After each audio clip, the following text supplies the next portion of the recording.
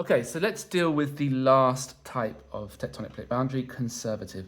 Now, with a conservative plate boundary, what you see is there are two tectonic plates moving side by side. Now, in the example I'm about to give you, they are moving in opposite directions. And that's just because the example I will use later, that is true, okay? But equally, it could be two tectonic plates moving in the same direction, but at different speeds, okay? We're not really interested in density here because there's no subduction. Because what happens is as these two plates move past each other, there's lots of friction and tension and pressure built up. And then it slips, and we experience the big hazard on a conservative plate boundary as earthquakes. Now, we don't get volcanoes, and we tend to not get tsunamis either.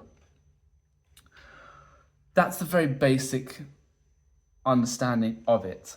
Two different tectonic plates moving in opposite directions or the same direction at different speeds, and it leads to, I'm going to say significant. You know, they're not as powerful as earthquakes on a convergent plate boundary, but they can still be very, very powerful and cause a lot of damage. The example, if you take a look at this image, the example I've put up is of LA. Take a look at the impacts, the primary and secondary effects. And what you will see is the San Andreas fault or plate boundary in effect, okay? Now, if you've played Grand Theft Auto, which I'm sure you haven't because it's an 18, the town and the city is based on LA is called the San Andreas. And in the story mode, which I'm sure you have no idea of, you get earthquakes built into the story modes. So when we think about LA, it's very much part of the identity of the city.